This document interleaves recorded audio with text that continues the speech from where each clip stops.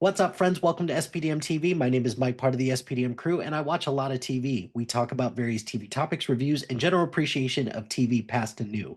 You can follow me on Instagram, Threads, Blue Sky, and Serialized at MLHilty2452 to see what all I'm watching. This week, we're going to be talking about The Americans. I'm going to admit it right off the bat. This is my favorite show of all time. So I'm really excited to talk about this. It's the critically acclaimed FX show that ran from 2013 to 2018. Premise of the show is that at the height of the Cold War, married KGB spies pose as Americans in Washington, D.C. This stars Kerry Russell, Matthew Reese, Holly, Hannah's her, whatever, Holly Taylor, Noah Emmerich, and numerous other characters. And to talk about the show, I'm happy to introduce Bonnie Garvin, who is an award-winning producer and writer, USC professor of film writing, and creator of Storytelling Labs. So, Bonnie, welcome to the show. Thanks so much Thank for you. reaching out. Thank you. I'm glad to be here. I love talking about the Americans. Oh, thank God. I'm so very excited because to be honest, when I talk about the show as my favorite show, a lot of people don't really know what this show is. And that's shocking to me. But I'm looking forward to talking about this with you. Right. So, right off the bat, what was it about the Americans that captured your attention in the first place? Kind of two things. One was I was really curious about the premise. I thought this is going to be really corny, and I was already up for not liking it. So, Mm-hmm. but I like to know because I teach, I should know and do want to know what's going on in television, what people are talking about. And the second thing was that one of the creators and writers I had worked with when he was a producer because he was a producer before he became a writer. So I hadn't seen his work before. I was curious about that.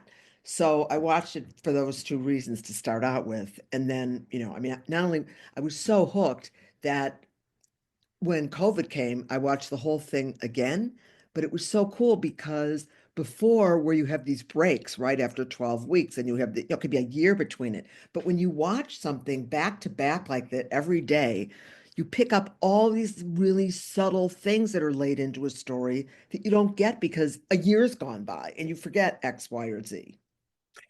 That is actually how I watched this show. This was a choice during COVID, and I was looking for a show that I has been on my list for a while. I didn't catch it live, but like you said, I appreciate the fact that I didn't catch it live simply because I don't think I can handle waiting a week, let alone a year until the next episode or until the next season came out. And I'm thankful for the fact that it was only like a year between seasons because nowadays Yes, it's two, three, ridiculous. 4 years. Granted, some of that is because of COVID, some of that is because of the strikes. I get that. And also, performers, writers, what have you, everybody gets busy as they get more opportunities and more work. Definitely do understand that. I don't think I can handle the gaps in between seasons with how much the show hooked me because I think I took a week and I watched this show pretty much straight through. No, I really get it. It's so compelling. Yeah, it's just really, really great. So um let's And the let's other thing kind I of loved about it was, I'm sorry, oh that they god. had great kind of twists that you didn't see coming, Oh yeah. particularly the ending. I mean, the ending was one of the best endings I've ever seen on TV. Those final two episodes are just Amazing. outstanding. And Really. this we'll talk about that in terms of some of the best episodes that the show has to offer, but the finale is definitely up there in terms of the best of the series and some of the best series season finales out there because it's just filled with so much tension. Yep. This big moment that we've been waiting for so long between Elizabeth, Philip, and Stan. Just this final confrontation that they had in that garage. Oh, it didn't go the way that I thought it would. But And I think that's what that's was what I so great appreciated about about it the me most. too. Yeah. It all didn't go that way. And the last scene altogether was just, I mean, talk about unexpected. Hmm. It Yeah. was really amazing. So we will issue a spoiler warning now. I understand that the show has been done for, it's been 7 years now. Mhm. So issuing a spoiler warning right off the bat because I want to talk about spoilers of this and other things that happen throughout the course of the show. So right there, that's the warning. So let's first start with the characters and kind of introduce some of our main players. So our Okay. main our main couple that we have here is Elizabeth, who's played by Kerry Russell, and Philip, played by Matthew Reese. So Bonnie, I'm gonna let you choose. Which one do you kind of want to talk about 1st? Okay, I'm going to talk about Carrie Russell first Hmm. because I thought, oh my God, this is ridiculous. She weighs 22 ounces. She's Hmm. so tiny and she's going to kick the shit out of two guys. Right. What is so amazing is I completely bought it. Hmm. She created a character that was so believable that I actually could believe that little her, could kick the ass out of two big guys. Hmm. So that to me was in and of itself really amazing. Yeah. So I I'm didn't know her before and always thought of her as just as sort of cute but I had no idea she had those kind of acting chops. So the first two things that I knew Carrie Russell from was she's one of the people on the rebooted version of the Mickey Mouse Club, the one that produced all of these, famous singers like Britney Spears, Christina Aguilera, Justin Timberlake. Wow. She was in that. So that was my first exposure to her. The second thing was Felicity. And I I look at who she was in Felicity, which is this timid, shy individual, and I didn't make the connection. I was like, how on earth is Oh, Carrie Russell going to do this? Because up her career up until this point had kind of a type with her performances. She's totally. more known for her drama. She's more known for comedy, not action. And then I went back and I watched Mission Impossible 3, which she is in, and I was like, oh, okay, I buy it. She was only in like 20 minutes of Mission Impossible 3. She wasn't in that much of it, but there was enough there where I saw, okay, I can buy that she can be an action oriented performer. So I could buy that. Yeah, And I think the way that she's written, particularly because she has a very checkered history right. with being a woman in a woman KGB spy as well. And her journey is very different from what Philip's journey goes through. And yet she is more loyal and dedicated to the KGB than Philip is. And her missions are different as opposed to his. And all of those things kind of coalesce into a really unique story and a really unique perspective for something that I just wasn't expecting out of both Carrie Russell and just her character in general too. Yeah, it was, I agree with you. And they were so believable because it's really hard to, I mean, you're playing two things. Mhm. Now you're Russian spies in this middle class neighborhood and nobody's figured it out. I mean, it's done so cleverly. Mhm. And even the thing at the beginning with the neighbor being an FBI agent, first it was like thought like, "Ugh, really?" But Mhm. it completely worked because everything was so unexpected. It wasn't what you expected. It was just the opposite.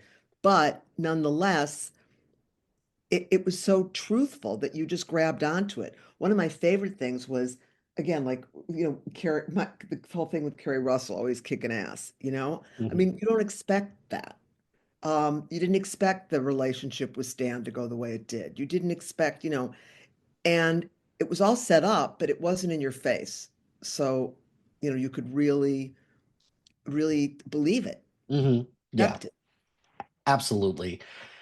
Let's talk about Philip for a second. Philip is was Elizabeth's husband, quote unquote, but in reality, especially at first, he's more of a partner. Not they It Mhm. didn't seem like the relationship had a whole lot of affection or love, even though they had two kids together. They're both very dedicated to their work and their mission. Philip was a bit of a wild card throughout the course of the show, and somebody who he got a lot of the really tough missions. Not to say that Kerry Russell didn't get any of the tough missions, but he had to do a lot of interesting things where he had to manipulate people's feelings in interesting ways. Because there's a character of Martha and there's a character Oh of my God. Kimberly Yep, where Martha. he had to, pretty much get Martha to fall in love with him. And he had to get to the point with Kimberly, who was fairly younger at the time, in order to trust him and to feel like they had a relationship and just extract information from them. And I feel like that's a role that historically may be more geared towards women. And I think that's something that I appreciated, that this show allowed the man to do that instead. Yeah, yeah, I never thought about that, but it's true. I was obsessed with Martha. I Mhm. was so worried about what was going to happen to her. And then when it did happen to her, oh my God. And the other one that I loved was the Hungarian woman who got lured into it. Remember? And then she ended up in prison. Was that Nina? Nina, Oh yes. yeah, yeah. Well, and that so Nina's an interesting character because of her connection to Stan. And Yeah, Stan, like you talked about before, Stan is a character who could have been it just could have been the foil to these two characters, and could have just been the neighbor who was tracking unknowingly tracking these two individuals. And he could have been very cliche. He could have been it could have been just a really weird character, to be in a show like this. But they gave Stan a lot of agency in terms of you get a glimpse of what his personal life is like. You get a glimpse of some of the other things that he's working on, his reputation at the bureau. Um, he runs into a situation where he gets a little too close to an asset, in this case Nina, and ends up doing things that just did not fall in his favor when it came to Nina, and she unfortunately paid the price for it. And I think that central storyline affected Stan throughout yeah, the he course of the loved her. series. Yeah, absolutely. So, um, what other thoughts do you have on Stan as a character? Because you mentioned before, I wasn't sure. You mentioned that you weren't sure it was going to work either with Stan being the neighbor, but what did you think of him throughout the course of the show? I thought again he was really, really interesting, and I found it so amazing that this was an FBI agent, and that I felt so positively about him. Hmm. And because it was so smart, you could really see it from everybody's point of view. So you understood where he was coming from. You didn't see him as a bad guy. He wasn't out to hurt anybody. And he was just again, a very compelling, complex person. I mean, the scenes where, he started going to Est with, because his ex-wife, or she was still married to him at the time, went there, and he was trying to be a better husband or better person in the Hmm. relationship. He just didn't know how. And the cat and mouse game that ends up happening, and they had a couple close calls, specifically Philip and Elizabeth with Stan Right. throughout the course of the series. But that final season is where Stan really starts to narrow in on these two as the potential individuals that he's looking for as these spies that have been that has been the thorn in his side throughout the course of the whole series. And Right. the last main character that I want to talk about, because we mentioned some other side characters, but Paige, who is Yeah. Elizabeth and Philip's youngest or oldest daughter, who she was born in America. She has, she's lived an American life. Uh, Throughout the course of her entire life, uh, grown up in American schools, has, throughout the course of the show, gets more devoted to her faith.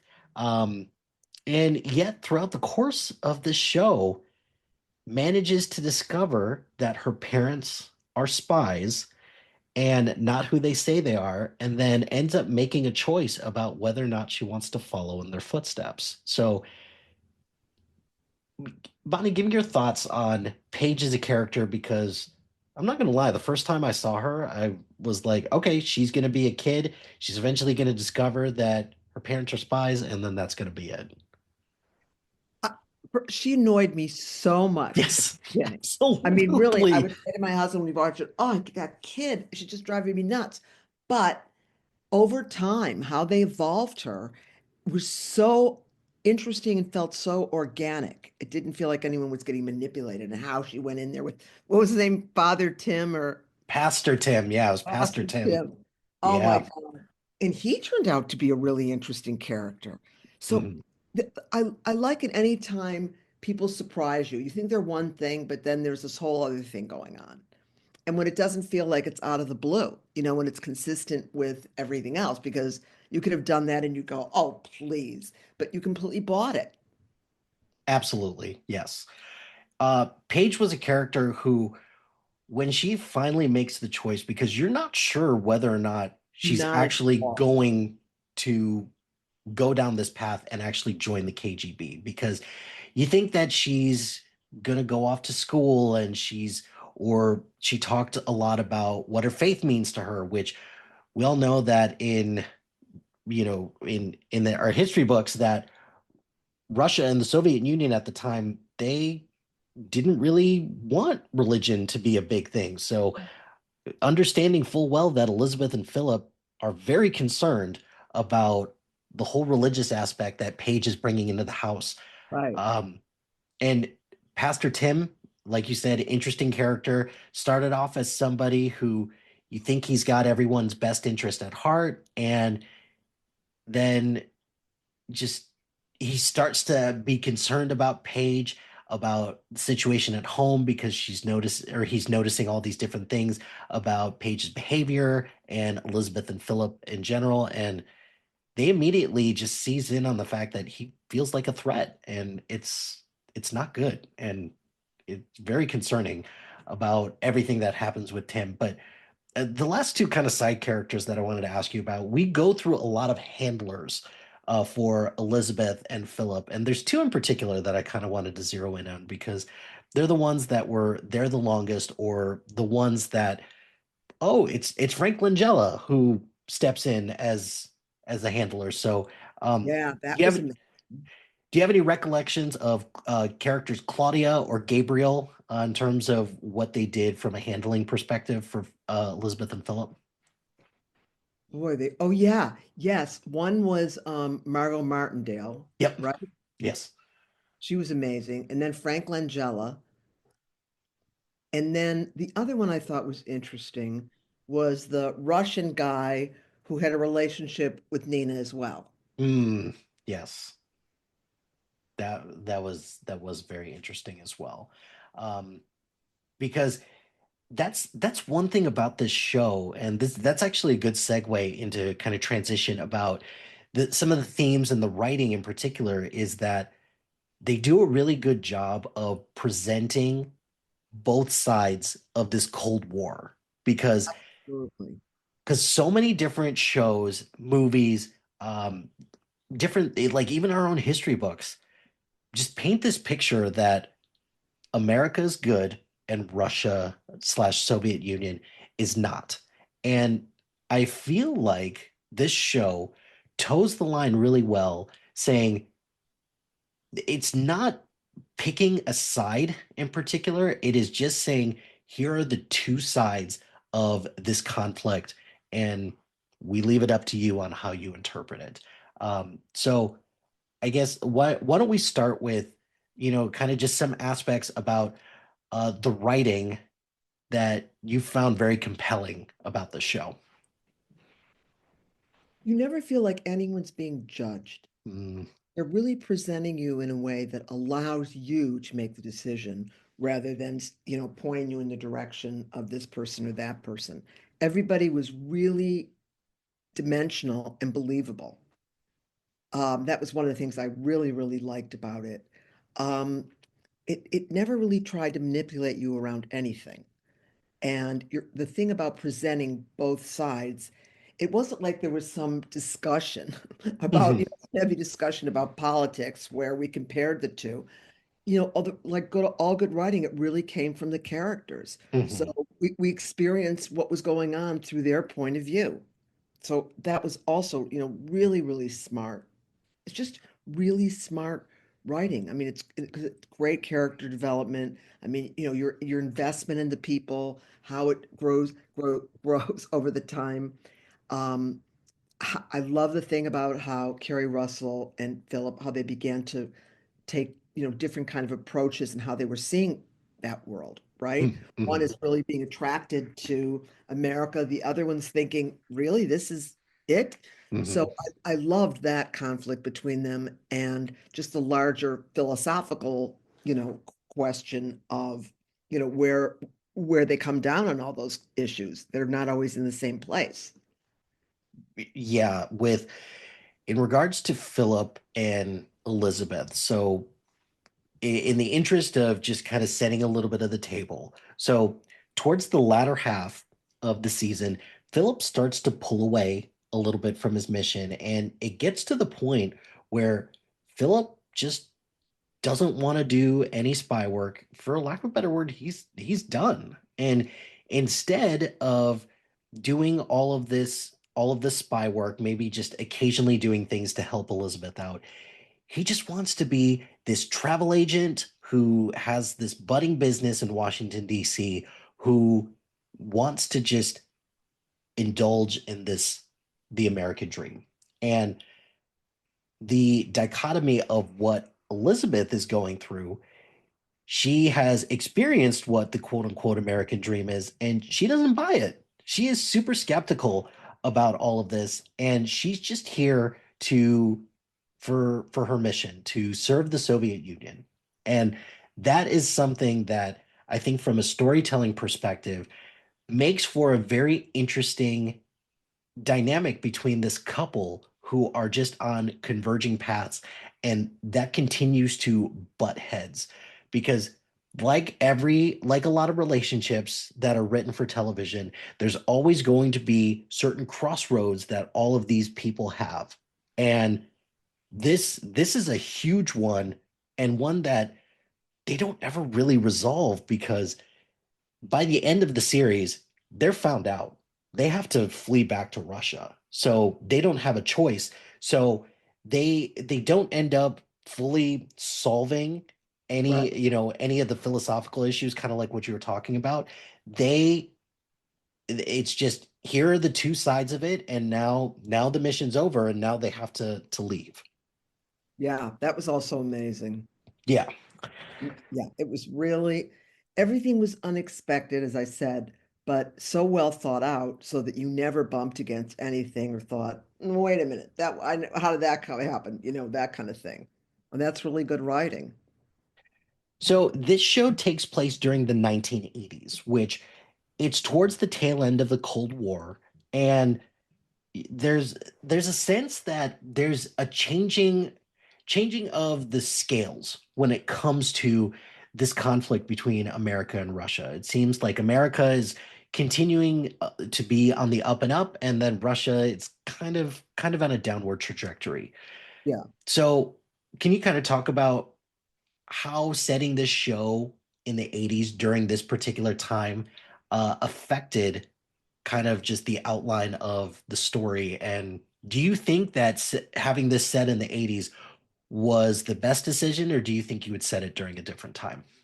No, I think that this is a perfect time to set it because there actually isn't a war going on. So it's Mhm. like a spy versus spy kind of thing. And what are you what were they really trying to find out, right? And what were the stakes? So, I'm sure there's always been spying by everybody on each other.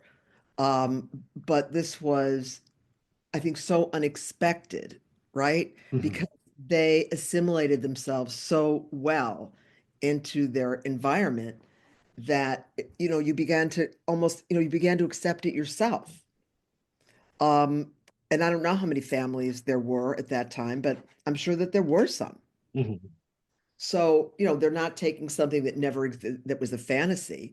And the other thing is, I suppose in a funny way, it also educates people about a time many of whom, they weren't alive then. Mhm. And I mean, history books don't really teach history, only selective parts of history. Yeah. So I think it was also, important to educate people around that. I mean, particularly now in light of what's going on with Russia, it's really interesting to see sort of that evolution and how different it was. I mean, I remember when I was a kid, because I'm like older than anyone on the planet, but when I was a No. kid going to I had to go to the orthodontist, and sometimes I go by myself on a bus when my mother couldn't take me. Mhm. And this is going to sound so bizarre, but I really remember this. There were, on buses or in subways, they have those placards, where people advertise and stuff. Yeah. This was a sign that said the words Russia, and there was a girl or sometimes a boy, and their head was all encased in chains. Wow. And That as a kid, I had no fucking idea what was going on. Well, why are these children having chains around their head? So yeah, but it really that image really burned itself into my brain. huh. It's interesting the place that we're in now in terms of our relationship with Russia. It's very Totally. very interesting to kind of see we go from something like that to Yeah. I mean, where how does this happen? Yeah. yeah, that's crazy to me that Overnight. um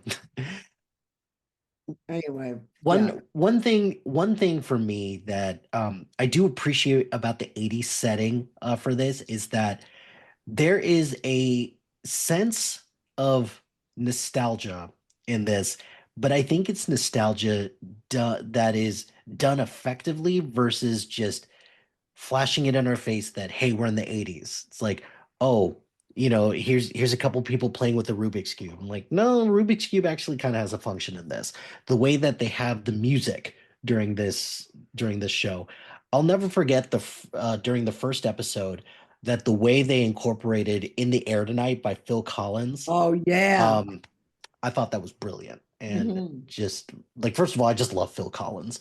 I'm not afraid to admit it at all. Me But too.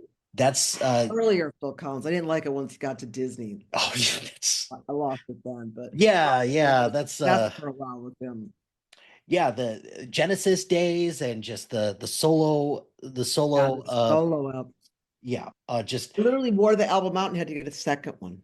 yeah. And there was something about the way that they used certain things that happened during the 80s and having it incorporated into the story Right. and making it feel organic and necessary versus just like a show like I hate to pick on a show like Stranger Things who kind of does some things where it's like, hey, we're in the 80s. Remember when this happened in the 80s?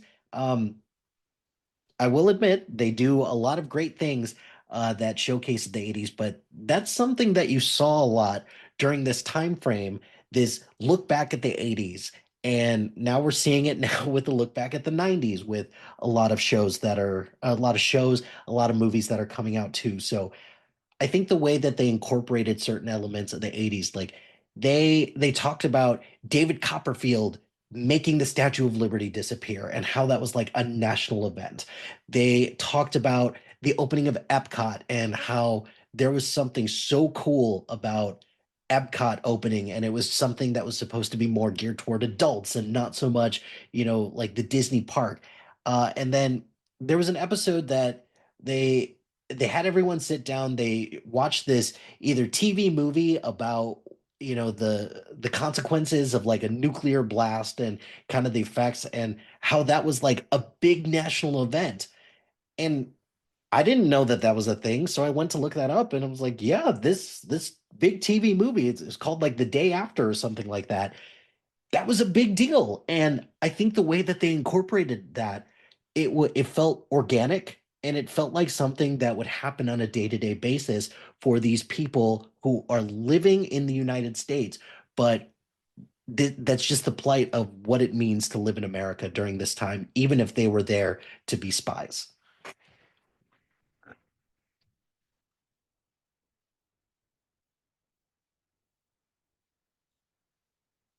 Bonnie, I think you're on mute.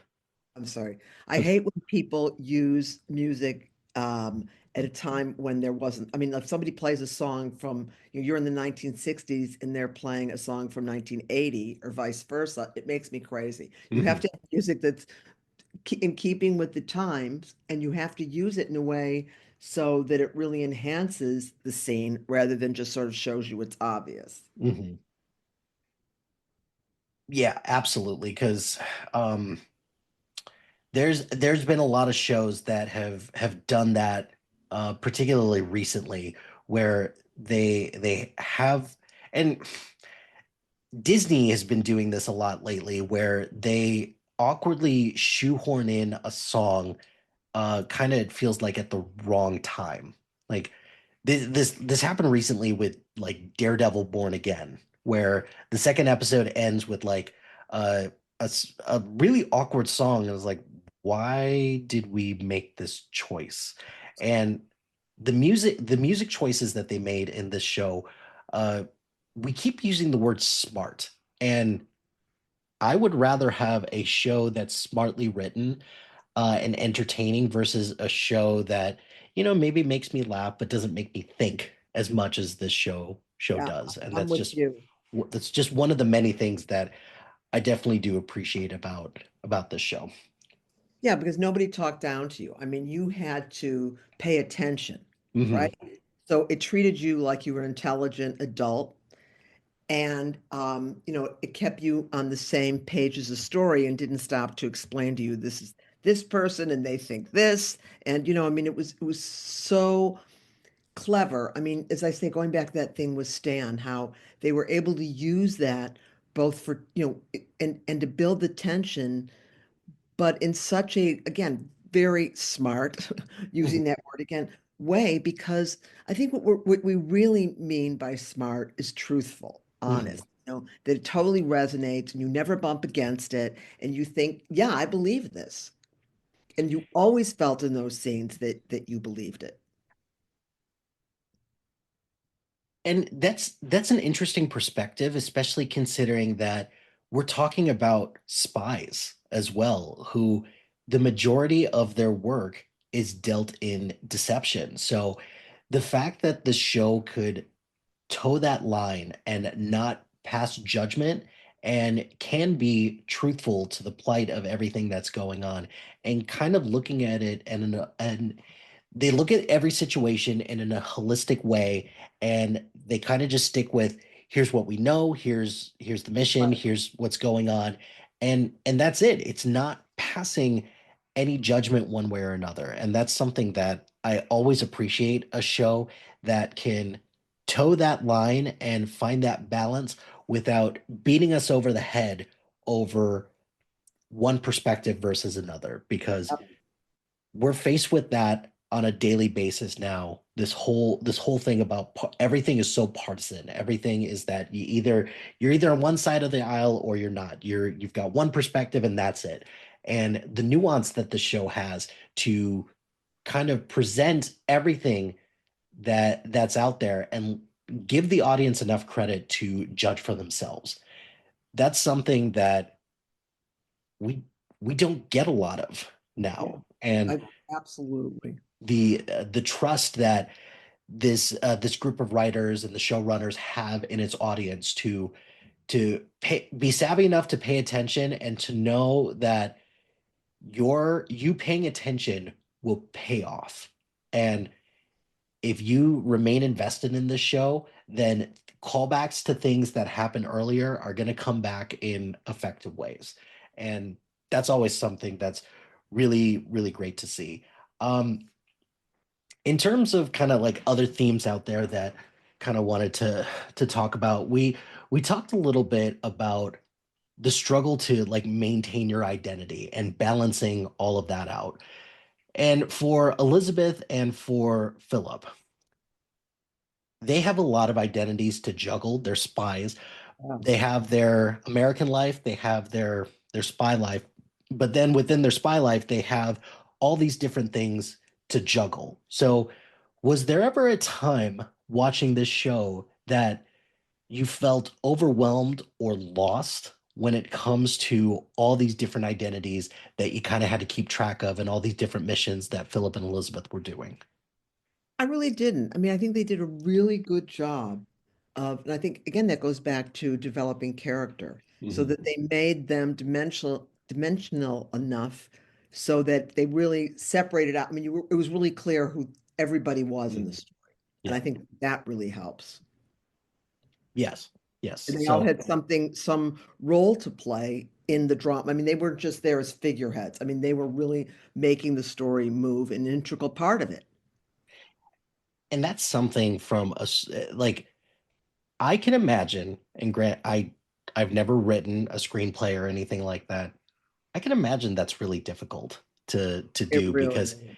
to to bring that vision to the forefront and just trying to figure out how to present it in a palatable way for an audience, but also sticking true to the vision that you have for these particular characters and the story. Yeah, absolutely. I mean, you have to, both have trust in yourself and trust in the audience. And I can imagine because you've mentioned that throughout the course of throughout the course of your career that it's I can imagine that the audience perspective and the audience in general has evolved a lot over the years. And particularly now with the audience, what's the nicest way to put this sometimes when it comes to the audience? They're not Fragment, always they're what? fragmented. Yeah. Okay. Because they're watching 1,000 different things. There's so many channels and you don't know what Mhm. the hell to do. Yeah. Yeah. So I can imagine that it just becomes more and more challenging to write a character that will ingratiate themselves with the audience, but still be compelling enough to even get the people who don't pay attention as much as you need them to still stick around. Yeah, it's really tricky. And it starts off with having a really great premise and really great characters that are going to be able with a good enough problem to solve that it can carry, over into many seasons. Well, and speaking of seasons, so this show ran for what, 5 or 6 seasons or so. Um, the way that this story progressed is that they had a lot of different storylines, uh, a lot of different things to juggle. But do you have a storyline or a couple episodes that were among your favorites? Well, obviously, certainly the last one. The one where Martha had to leave.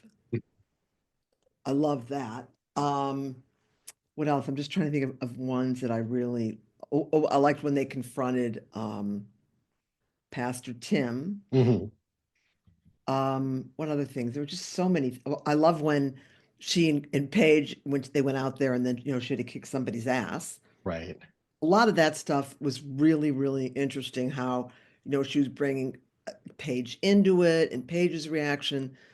There's just so much. It's hard to just pick only a few for that reason. Yeah, there's to me the way that this bookmarks is just the the pilot is a really strong pilot. I really enjoyed it, but the finale is going to go down as an all-timer. And it's great to see that a show can stick the landing so well and still find a way to make it so incredibly compelling. Um You're absolutely right. so Bonnie, thank you so much for your time. I greatly appreciate talking to you about the Americans. So, can you let the people know where can they find you, and do you have anything that you want to plug? Yes, I do. I want people to check out Storytelling Lab, which is a 6-week course that I created for adults, not for young people. I mean, I guess you could be young to join it, but most people are adults. Most people are professional who really want to just try something else. I say it's really not a writing class. It's more a class about really finding out who you are and connecting to it, whatever creative voice that you have. So we do lots of different kind of things. It's very driven by film and television. And as I say, it's only 6 weeks because what I'm trying to do can be done in 6 weeks. And it's Storytelling Lab online. And I encourage people to check it out. People really, I have to say, I've been so pleased with the reaction that I've had from people. I mean, and I see how it's made a difference. I mean, I have a couple people who've gotten agents, somebody else is about to get a book published, somebody else has a show played in the Fringe Festival in Scotland. So it really makes me happy to be able to, sort of be the conduit through which people can really explore their voice. So check out Storytelling Labs. I'll be sure to link that on the episode description as well. So definitely check that out. And Bonnie, again, thank you very much for your time. And I look forward to chatting with you more down the road. Great. I look forward to it. Thank you.